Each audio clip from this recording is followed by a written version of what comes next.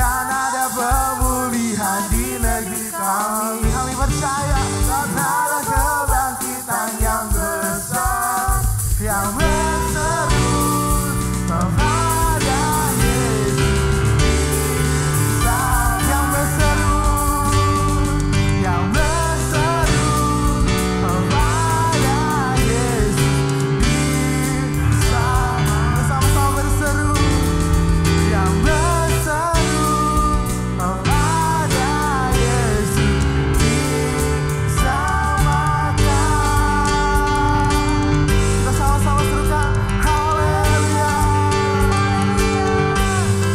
Dia datang di atas awan, sambil bersinar surya kebenaran. Kami nanti-nantikan kedatangan yang kedua kali Tuhan. Unyobel dari bukit Sion bersama. Sekali lagi dia datang di atas awan, sambil bersinar surya kebenaran. Angkat suara, inilah unyobel dari bukit Sion bersama kan datang. Bersama-sama tepuk tangan. Percaya Tuhan, biar zaman Elia Tuhan, biar zaman Daud. Inilah zaman Elia. Nyatakanlah firman Tuhan. Nyatakanlah firman Tuhan. Inilah zaman hamba-Mu. Dan inilah zaman hamba-Mu. Musa kebenaran dipulihkan. Amin Tuhan. Dan ini zaman ujian, cobaan, kegagalan dan kelaparan. Di belakang kita akan tetap berseru, janganlah bagi Tuhan. Dia datang di atas awan, sambil bersinar surya kebenaran.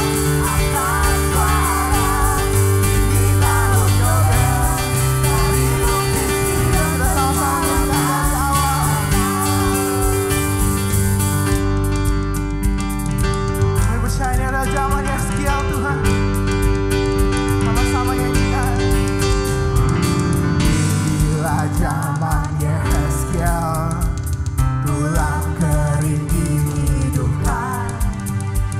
Dan inilah zaman restorasi Pondok Daud terjadi Tuhan. Hujan dipulihkan. Dan inilah zaman Tuhan, besarlah dan menguning di dunia. Kamilah bekerja di kebun anggur-Mu. Nyatakanlah firman Tuhan. Dia datang di atas awan, sambil bersinar surya kebenaran. Angkat suara, inilah unyobel dari bukit Sion bersama. Dia datang di atas awan, sambil bersinar. Persiapkan Tuhan, ini umat yang ada. Inilah unyobel dari bukit Sion. Bersama Desogalah Jehovah. Desogalah Jehovah, desogalah Jehovah, desogalah Jehovah, desogalah Jehovah, desogalah Jehovah, desogalah Jehovah, desogalah Jehovah, desogalah Jehovah, desogalah Jehovah, desogalah Jehovah, desogalah Jehovah. Sekali lagi desogalah Jehovah, desogalah Jehovah, desogalah Jehovah, desogalah Jehovah. He comes riding on the clouds, shining like the sun as the trumpet sounds. Hear your voice, hear our jubilee.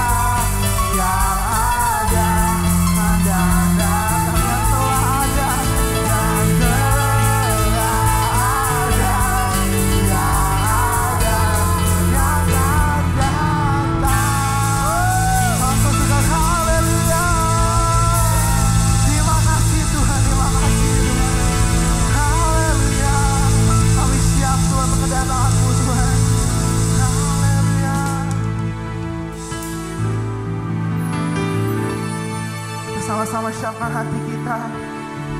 Roh Kudus hadir di tengah-tengah kita, di rumah kita masing-masing, tempat kita masing-masing. Roh Kudus ingin menjamah Engkau pada hari ini. Mari kita buka hati kita. Roh Kudus, Kau hadir di sini. Roh Kudus, Ku mengasihi-Mu. Kau lembut, Kau manis, Kaulah penghiburku, penolongku, diutus Bapakku. Roh Kudus, Kau hadir di sini. Roh Kudus, Kau hadir di sini. Roh Kudus, Ku mengasihi-Mu. Datanglah Roh Kudus. Kau lembut, Kau manis, Kaulah penghiburku, penolongku, diutus Bapakku. Jemaat Tuhan, mari kita sama-sama buka hati kita. Buka hati untuk Roh-Mu Tuhan. Jamah kami sekarang Tuhan. Buka hati menyembah-Mu Yesus. Jamahlah kami, penuhi kami dengan kuasa Allah Maha Tinggi. Dengan sungguh-sungguh mari kita sama-sama nyanyikan. Roh Kudus, Kau hadir di sini. Amin Tuhan. Roh Kudus, kami undang Kau Roh Kudus. Holy Spirit. Kau lembut, Kau manis, Kaulah penghiburku, penolongku, diutus Bapa. Kita sama-sama buka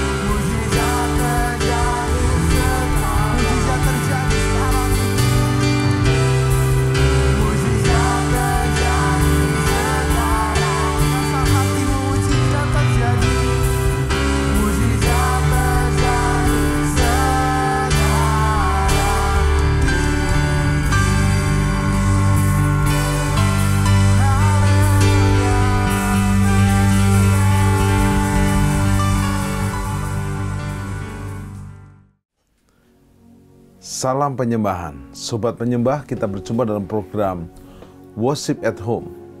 Setelah kita berdoa, memuji dan menyembah di program ini, kita saatnya untuk menggali firman. Dan pada season ini telah hadir hambanya, spesialis akhir zaman, Pastor Insinyur Dhani Krisna Supangat. Salam hambanya. Shalom, Tuhan Yesus memberkati semuanya. Kita akan bahas tema rapture seperti Henokh, Musa, dan Elia. To the point. Rapture, diangkat ke surga pada akhir zaman, seperti Henokh sudah diangkat, Musa diangkat, Elia diangkat. Tiga-tiganya ini jadi teladan buat kita. Segala kita akan bunyikan seperti 1 Korintus 15 ayat 51. Ya.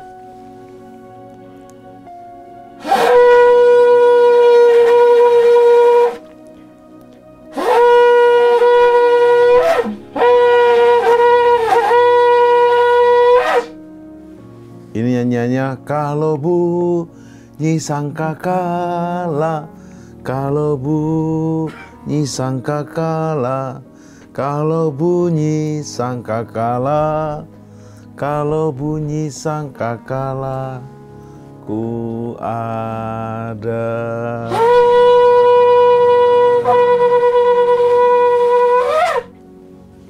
Saya terangkat, Pastor Dhani terangkat, saudara juga terangkat. Baik, Pastor Dhani, ternyata janji kita akan rapture itu bukan hanya terjadi di masa yang akan datang, di akhir zaman. Di lain kesempatan kita akan belajar dari bagaimana Yesus naik ke surga, tapi itu nanti. Sekarang kita akan bahas di perjanjian lama, ada 3 orang yang diangkat ke surga. Kita akan pelajari sekaligus secara makronya dulu. Jadi Henokh diangkat, Musa diangkat, Elia diangkat. Kenapa 3 orang ini begitu spesial, Pastor Dhani? Oke, kita mulai dari Kejadian 5 ya, keturunan Adam. Nah, keturunan Adam ini sebetulnya diawali dari keturunan Kain. Ya, Kain punya anak-anak, tiba-tiba ada keturunan Set, yaitu Henokh di Kejadian 5 ayat 21.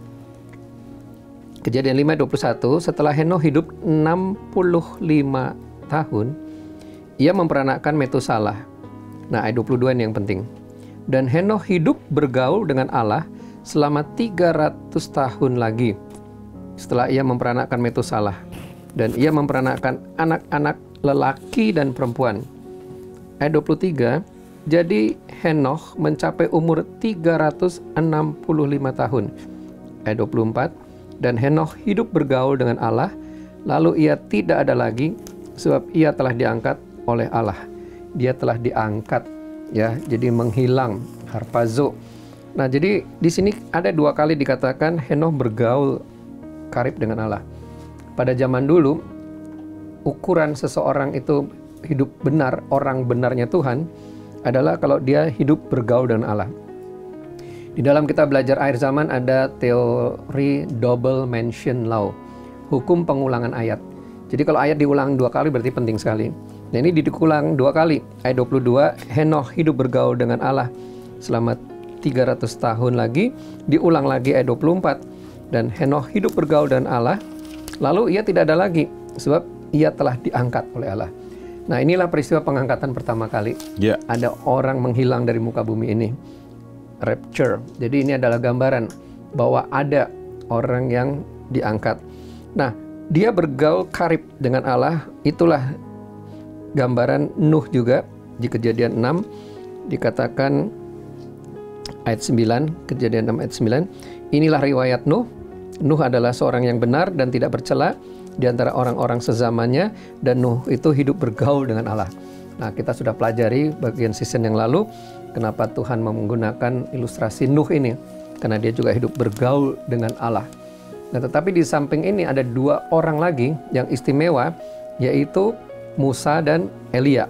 Nah, memang kalau kisah Musa ini tidak secara langsung dikatakan dia terangkat, tetapi dikatakan kuburannya tidak ditemukan, jenazahnya tidak ditemukan. Itu tercatat dalam Ulangan 34. Judulnya Kematian Musa, ya. Ulangan 34 ayat yang kelima. Ulangan 34 ayat yang kelima. Lalu matilah Musa hamba Tuhan itu di sana di tanah Moab sesuai dengan firman Tuhan. Dan ayat 6-nya, dan dikuburkannya lah dia di suatu lembah di tanah Moab di tentangan Bet Peor, dan tidak ada orang yang tahu kuburnya sampai hari ini. Kalau kita pergi ke Gunung Nebo, tempat di mana Musa melihat tanah perjanjian, ada gereja di sana. Nah, di sana ada liang kubur yang kosong, menggambarkan jasadnya Musa tidak ada, dan dipercaya dia diangkat, dia rapture. Nah, dua nabi besar ini istimewa. Kalau Musa ini bicara tentang firman Tuhan, di mana dia mendapatkan hukum Taurat. Lalu ada lagi Nabi Elia. Nabi Elia juga terangkat ke surga. Ya, itu Dua Raja-Raja 2. Dua Raja-Raja 2. Nah, dikatakan di situ kisahnya di mana ada seorang bernama Elisa yang mengikuti terus, ya. Dan dikatakan kalau kamu bisa melihat aku naik surga, maka dia akan dapat urapan ganda, double porsi. Nah, di dalam Dua Raja-Raja 2 dikatakan di ayat 10. Ya. Berkatalah Elia, yang kau minta itu adalah sukar, tetapi jika engkau dapat melihat aku terangkat daripadamu, akan terjadilah kepadamu seperti yang demikian, dan jika tidak, tidak akan terjadi. Terangkat, ada lagi kata terangkat. Nah, kita samakan rapture, ya. Ayat 11, sedang mereka berjalan terus sambil berkata-kata, tiba-tiba datanglah kereta berapi dengan kuda berapi, memisahkan keduanya, lalu naiklah Elia ke surga dalam angin badai. Jadi terangkat langsung menghilang. Nah, ini istimewa. Ada 3 tokoh, yaitu Henokh. Dia mewakili generasi Adam karena masih dekat. Dia sudah mengalami pengangkatan karena hidup bergaul dengan Tuhan. Tetapi yang kedua juga Musa. Yes. Dia adalah nabi besar. Dia yang membawa bangsa Israel keluar dari Mesir dan menerima hukum Taurat. Dan yang ketiga, Nabi Elia ini juga istimewa. Karena dia manusia biasa, dia berdoa supaya hujan tidak turun. Dan dia berdoa lagi supaya hujan turun. Dan dia menurunkan api dari langit dan membinasakan nabi-nabi Baal. Nah, inilah kehebatan ketiga orang ini mendapatkan penghargaan dari Tuhan. Kalau saya boleh katakan itulah reward, dan inilah penghargaannya adalah rapture, pengangkatan. Baik, Pastor Dhani, berarti janji pengangkatan di 1 Tesalonika 4 ayat 16, Ya. yaitu harpazo, rapture, Ya. dan juga di 1 Korintus 15 ayat 51 itu bukan omong kosong. Ya. Karena sudah terjadi di perjanjian lama. Ya. Bukan saja Yesus diangkat naik ke surga, tapi juga Henokh, Musa, dan Elia. Ya. Sebelum kita bahas di episode yang akan datang lebih detail, lebih kupas dalam. Nah, dari 3 tokoh utama ini, Henokh orang biasa, Musa orang biasa, bahkan yang di Elia jelas Yakobus 5. Elia adalah manusia biasa sama seperti kita, tapi ia sungguh-sungguh berdoa. Ya. Jadi kalau Henokh, ya kata kuncinya cuma itu aja, dia hidup bergaul. Tapi di sini saya lihat juga sama seperti Nuh, dia punya DNA yang baik. Ya, dia punya unsur yang baik, dia punya kapasitas yang baik. Jadi dia bukan keturunan Kain si pembunuh, tetapi dia lahir dari Set. Jadi tidak ada kutub pembunuhan. Nah, artinya dia punya karakteristik yang baik. Nah, kita semua setelah kita terima Yesus, kita bertobat, lahir baru, terima Yesus, kita punya karakteristik yang baik. Kita diciptakan bergambar dan rupa Allah, kembali pada citra Tuhan, miliki DNA-nya Tuhan. Itu kisah untuk Henokh. Nah, kalau Musa, memang dia dipilih Tuhan, tapi dia juga berusaha dulu. Ya, memang dia membunuh, dia lari, dan di tanah Midian Membunuhnya pun sebenarnya untuk membela umat, untuk membela umatnya, bukan betul. karena emosi. Ya, jadi dia membela bangsa Israel, orang Ibrani, melakukan kebenaran dengan cara yang salah. Salah. Nah, tetapi disitulah ada maksud Tuhan, dia lari ke tanah Midian. Nah, dia di sana di training 40 tahun menjadi gembala, dia mengalami perjumpaan dengan Tuhan, semak terbakar, dan mengalami petunjuk-petunjuk apa yang dilakukan.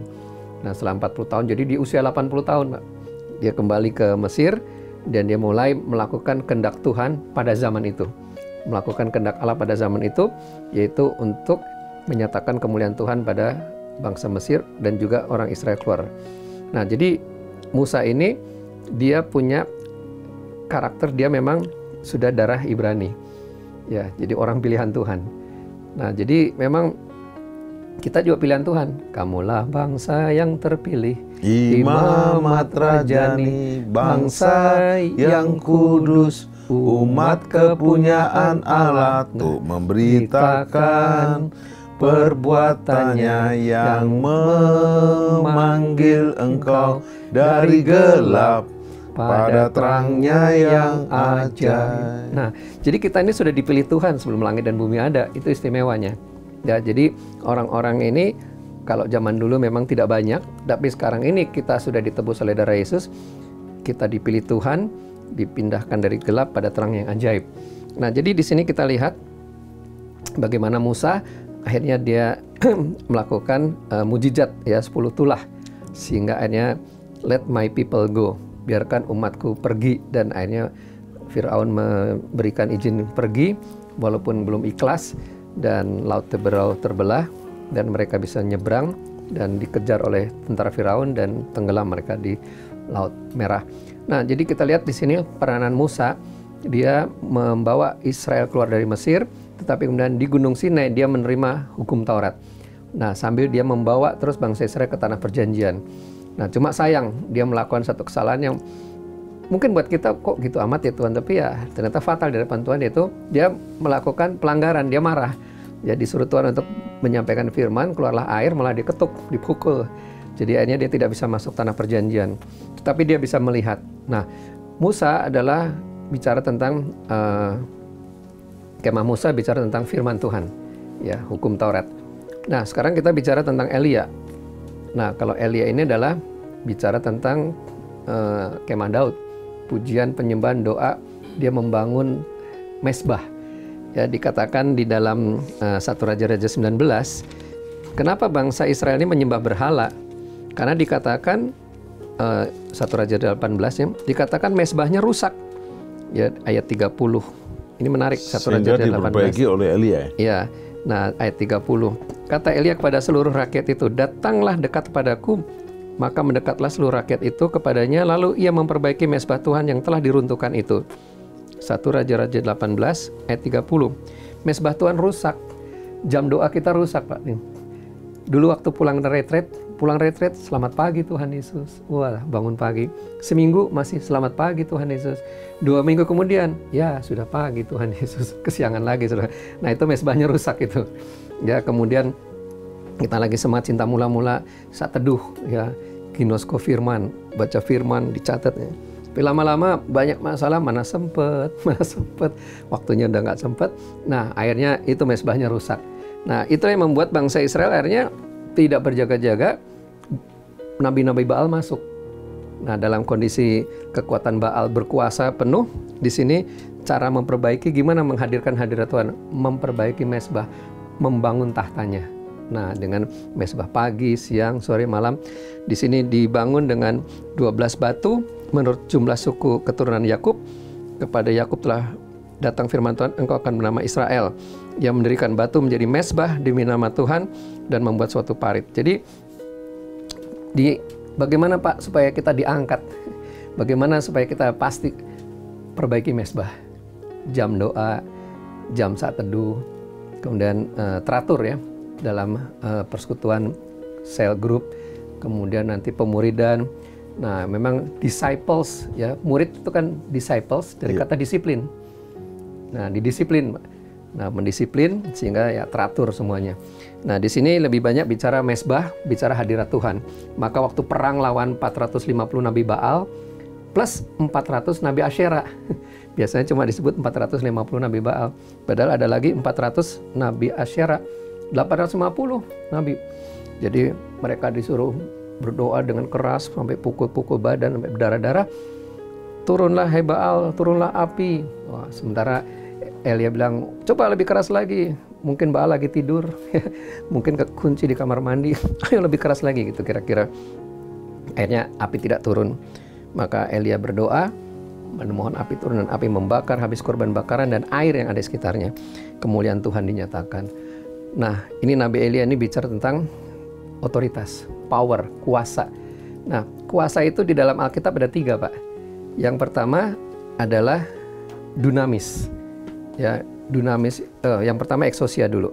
Exousia ini adalah kuasa sebagai anak Tuhan. Ya. Jadi kita punya, kamu akan diberi kuasa untuk menjadi anak-anak Allah, kuasa untuk memperoleh hidup yang kekal. Ya, Yohanes 1 ayat 12 itu exousia, wewenang. Tetapi yang kedua ada dunamis. Dunamis itu dinamit, Pak. Meledak, duas. Nah, dunamit ini adalah kita demonstrasi kuasa Tuhan. Ya, beritakanlah Injil di dalam Markus 16 ayat 15. Dan ayat 17-nya, Markus 16:17, tanda-tanda ini akan menyertai orang percaya. Kamu akan mengusir setan dalam nama Yesus. Kamu akan berbahasa-bahasa baru. Sekalipun diracun, maut, disantet, tidak binasa. Tumpang tanah oleh orang sakit, orang itu menjadi sembuh. Nah, itu dunamis, Pak. Dinamit, Pak. Ya, kalau kita lihat Roma 12 ayat 2, baik, berkenan, sempurna. Ya, kita udah punya exousia baik, tapi naik dunamis. Gimana jadi dunamis? Dinamit dimuridkan, Pak. Kalau baik itu domba, Kristen domba ke gereja, mbeh, Pak Pendeta doain, mbeh, itu domba. Tapi murid ini berkenan, dunamis. Tapi ada, Pak, yang sempurna, Pak. Itu apa? Basilea, Pak. Nah, Basilea ini wewenang raja, Pak. Basilium, kerajaan. Datanglah kerajaanmu di bumi seperti di surga. Nah, kita ini tinggal deklarasi aja, Pak. Nah, ini yang kita harus naik level lagi, Pak. Ini pemuridan baru berkenan. Kita mau naik lagi sampai sempurna, yaitu Basilea. Nah, di sini Elia, di samping dia dunamis, demonstrasi kuasa Tuhan, dia juga Basilea, Pak. Otoritas kerajaan. Wah, saya nggak bisa bayangin, Pak, nyembelih orang, Pak. Nyembelih hewan aja kita udah ngeri liatnya. Ini semua nabi disembelih di Sungai Kerit. Nah, sampai akhirnya dia otoritas atas langit. Ya, dia berdoa sampai 7 kali, bujangnya coba lihat. Belum ada apa-apa. Pas ke 7 kali, oh, ada awan sebesar telapak. Jangan anggap remeh awan sebesar telapak. Ya, ini Basilea. Dari awan yang kecil ini hanya jadi besar, jadi badai. Jadi hujan badai memberkati seluruh Israel. Nah, jadi Elia mewakili Basilea, otoritas kerajaan, mendatangkan berkat atas bangsa, mendatangkan berkat atas Israel. Nah, kalau Musa, dia membawa firman, janji-janji yang berharga, kebenaran yang memerdekakan. Kalau Elia, ini Roh Kudus yang memerdekakan, urapan Roh Kudus. Nah, saya punya rumus, Pak. Ayat ditambah hadirat sama dengan mujizat.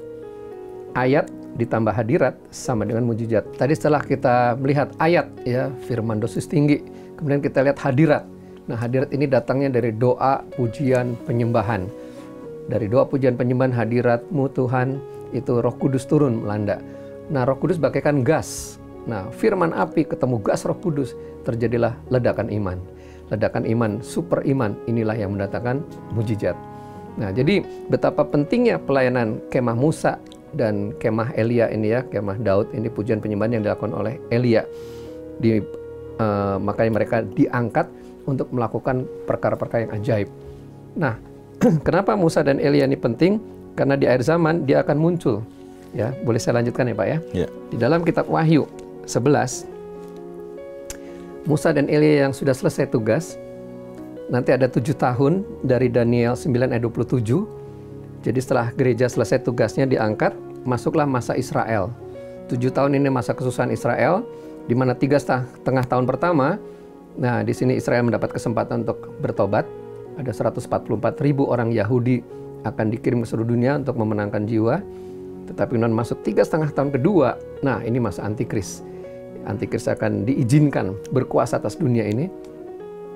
Tetapi di akhir daripada masa Antikris ini, Tuhan Yesus akan datang membinasakan Tritunggal palsu, yaitu Lucifer, Antikris, dan nabi palsu.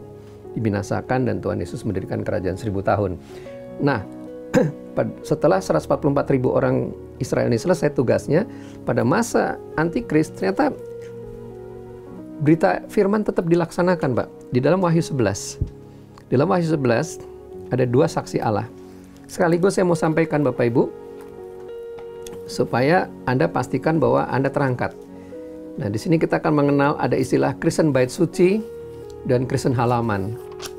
Ya, Kristen Bait Suci adalah Kristen yang intim dan melekat pada Tuhan, luput dari malapetaka. Tetapi kalau Kristen Halaman, dia akan diinjak-injak oleh antikris. Dia akan masuk masa antikris atau dia akan diinjak-injak oleh roh-roh antikris. Dan di mana sekarang roh-roh itu sudah bekerja merajalela. Maka tidak ada cara lain. Gimana Pak caranya supaya saya ada kepastian, jaminan untuk luput dari malapetaka, untuk pasti diangkat? Jadilah Kristen Bait Suci. Nah, di ayat 1 dikatakan dari Wahyu 11. Kemudian diberikanlah kepadaku sebatang bulu, seperti tongkat pengukur rupanya, dengan kata-kata yang berikut. Bangunlah dan ukurlah bait suci Allah dan mesbah dan mereka yang beribadah di dalamnya. Nah, bangunlah dan ukurlah bait suci, mesbah, dan ibadah. Nah, tadi Nabi Elia memperbaiki mesbah dan ibadah. Ya, ini tanda kutip ritual. Bait suci. Di ruang bait suci ada ibadah. Imam besar setahun sekali, ya, dia masuk ke ruang Maha Kudus. Sementara tiap hari dia mengganti meja roti diganti, mengisi minyak kaki dian, menyala terus, lalu mesbah dupa dinyalakan terus. Sampai akhirnya dia masuk ke ruang Maha Kudus. Nah, jadi ada ritual, ada masuk hadirat Tuhanku, masuk ruang Maha Kudus dengan darah anak domba. Nah, Kristen Bait Suci inilah yang terukur, yang pasti terangkat. Nah, ayat 2-nya, tetapi kecualikan pelataran bait suci yang di sebelah luar. Jangan kau mengukurnya, karena ia telah diberikan kepada bangsa-bangsa lain, dan mereka akan menginjak-injak kota suci 42 bulan lamanya. Nah, Kristen Halaman, dia akan diinjak-injak. Siapa yang menginjak? Mereka yang menginjak kota suci. Siapa ini? Si Antikris. Ada roh Antikris, nanti ada si Antikris. Nah, si pembinasa keji ini atau Antikris ini akan berkuasa 42 bulan lamanya. 42 bulan sama dengan 3,5 tahun. Dan ini adalah 3,5 tahun yang kedua, Pak. Ya. Ya, ini masa antikris, 3,5 tahun kedua dari 70 kali 7 masa Daniel 9 ayat 27. Nah, perhatikan di ayat yang ketiga ini. Kenapa penting Musa dan Elia? Dengan mereka diangkat, ini terus berperan, Pak, sampai akhir zaman. Dan aku akan memberikan tugas kepada 2 saksiku, supaya mereka bernubuat sambil berkabung selama 1260 hari.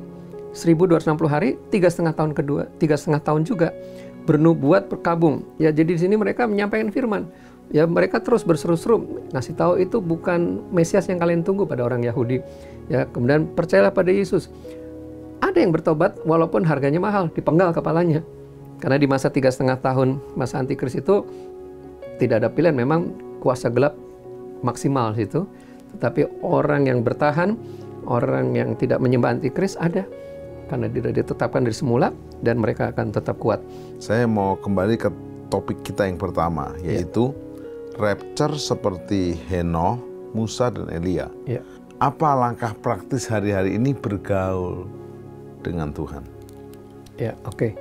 Nah, kita kembali praktis juga. Ya, Pak ya? Ya, praktisnya ya kembali pada pola Musa dan pola Elia ya.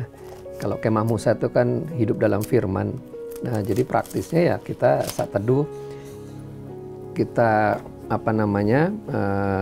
pemuridan, belajar firman. Nggak ada cara lain, kita harus haus dan lapar akan firman Tuhan. Nah, memang di sini itu bisa terjadi kalau kita dimuridkan, karena saling berbagi. Kita dimuridkan, kita belajar firman, kita memuridkan, kita membagikan firman. Itu bergaul lewat firman. Tetapi kemudian kedua ada lagi doa pujian penyembahan. Ya, itu kita sebut kemah Daud, tapi dikerjakan oleh Elia, membangun mesbah.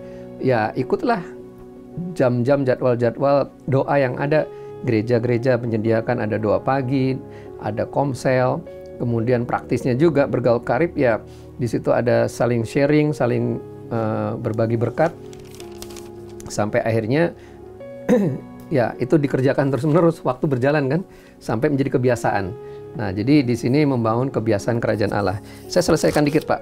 Apakah betul ini Musa dan Elia? Dikatakan tadi di Wahyu 11 ayat 4, mereka adalah kedua pohon zaitun dan kedua kaki dian yang berdiri di hadapan Tuhan semesta alam. Nah, bicara zaitun dan kaki dian ini lambang Israel. Nah, kedua nabi ini adalah nabi Israel yang istimewa.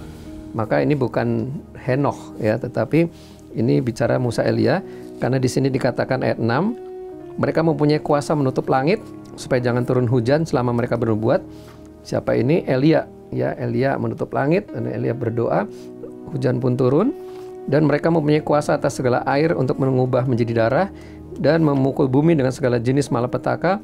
Setiap kali mereka menghendakinya, ini 10 tulah dilakukan oleh Musa. Nah, jadi praktisnya gini Pak, saya senang dengan istilah kemah Musa tambah kemah Daud ya. Kemah Musa inilah firman. Nah, kita ada ikuti pelajaran akhir zaman di program-program yang ada, nanti juga ada channelnya. Jadi itu kita terus diisi dengan firman. Tetapi kedua juga, kemah Daud ini adalah pemulihan doa pujian penyembahan, menghadirkan hadirat Tuhan, hadirat-Mu ku rasakan. Nah, itu membangun mezbah, membagi mezbah seperti Nabi Elia. Nah, ini adalah tokoh-tokoh yang sudah diangkat dan kita teladani mereka, hidup dalam firman, hidup dalam doa penyembahan, dipenuhi Roh Kudus, maka terjadilah ledakan iman. Kenapa iman? Karena ada lagu begini, jika Dia datang kedua kalinya, adakah iman di bumi ini? Lukas 18 ayat 8 kalau tidak salah, Lukas 18. Jadi kalau Tuhan Yesus datang, adakah iman? Nah, semua orang punya iman, Tuhan ada. Tapi ini super iman. Super iman adalah percaya betul bahwa dia sudah diselamatkan oleh Yesus dan dia bertahan sampai pada akhirnya, dan imannya percaya bahwa dia pasti diangkat, ya terjadi. Itu Pak. Itu praktis untuk hidup bergaul dengan Tuhan. Baik, jadi kalau kita belajar dari 3 tokoh Henokh, Musa, dan Elia, kita ketemu satu langkah hari ini, bergaul dengan Allah. Ya.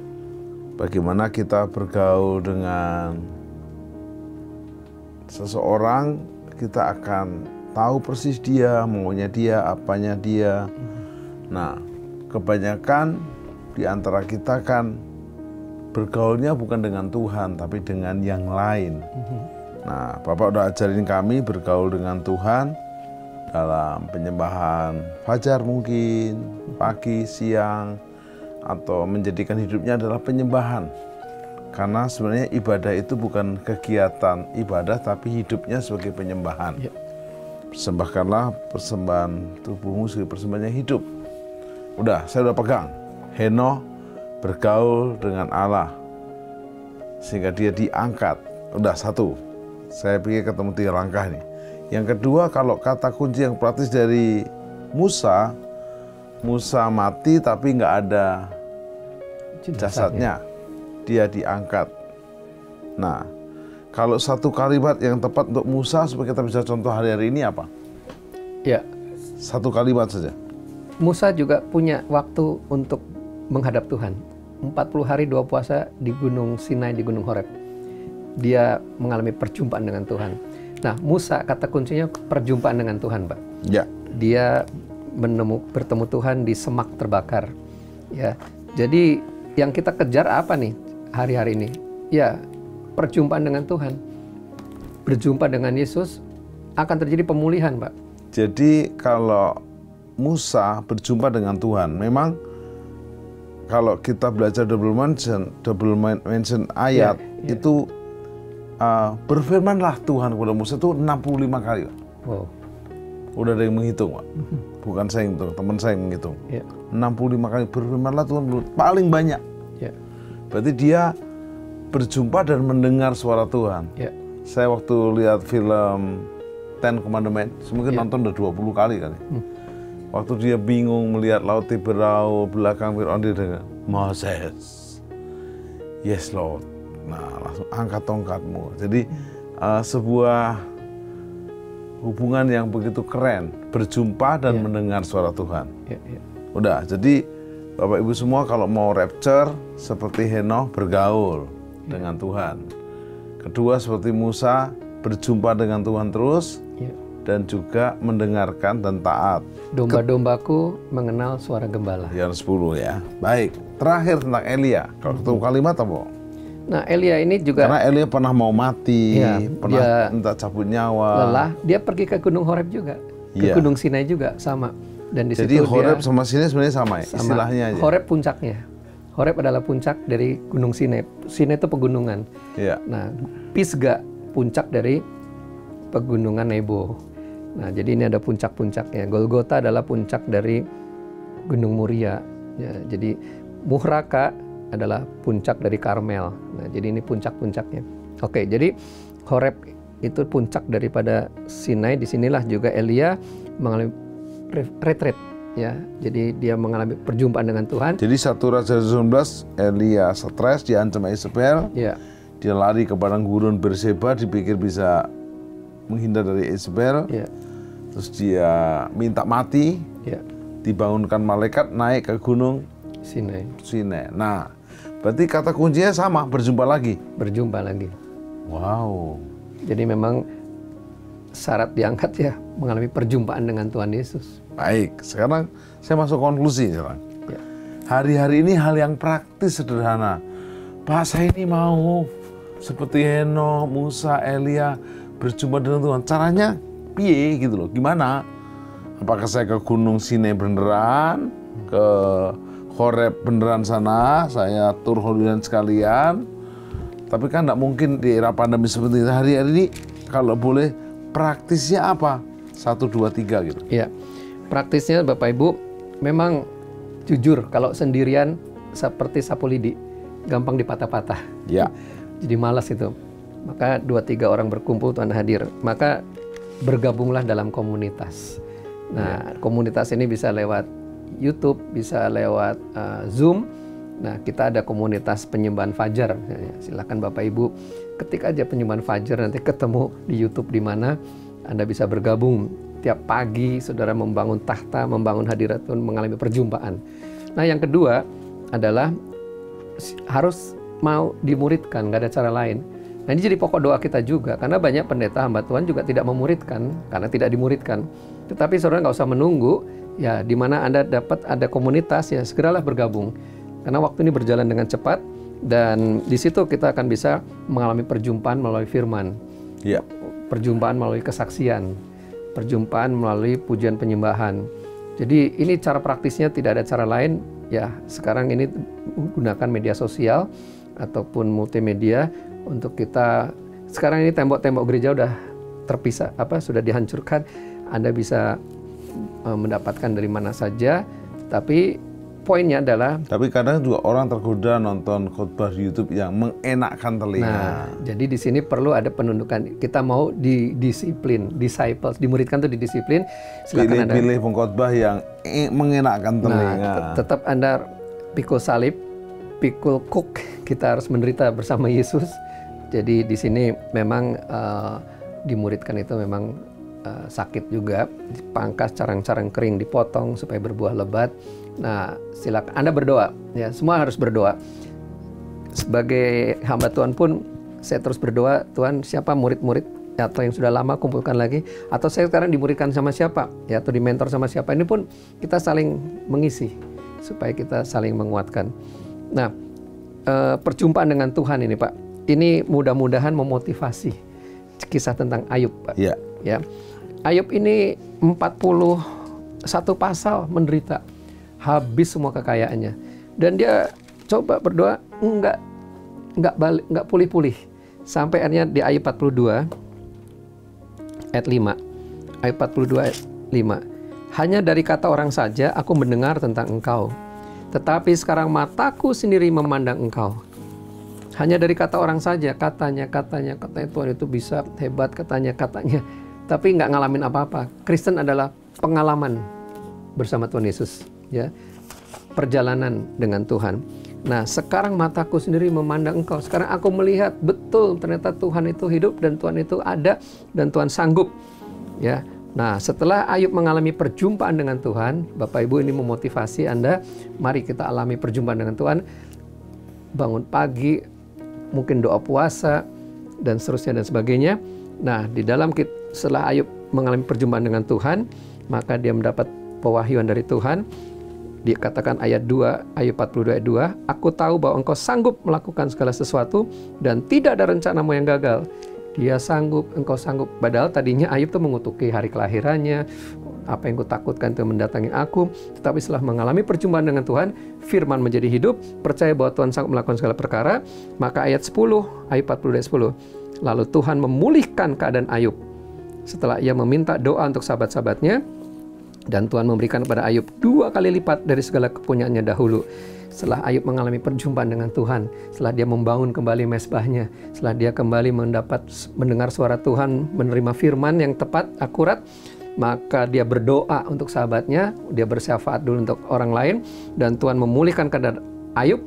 Apa yang hilang Tuhan kembalikan 2 kali lipat. Nah, inilah istimewanya kita mengalami perjumpaan dengan Tuhan, apa yang hilang Tuhan kembalikan 2 kali lipat. Dan yang pasti perjumpaan dengan Tuhan, bergaul akrab, kapanpun Tuhan datang pasti diangkat.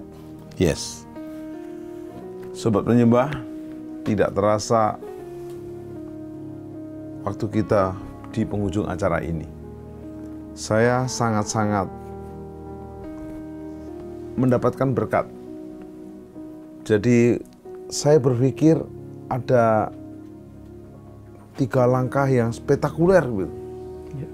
Fantastis untuk rapture seperti Henokh, Musa, Elia adalah 1, 2, 3.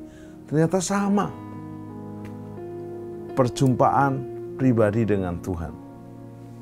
Nah, belum terlambat. Sewaktu dimulainya pandemi ini ada meme. Ya, iblis seolah-olah ngomong sama Yesus, COVID-19 berhasil. Karena gara-gara COVID, ibadah di gedung gereja tidak ada. Bahkan ibadah hari Minggu tutup.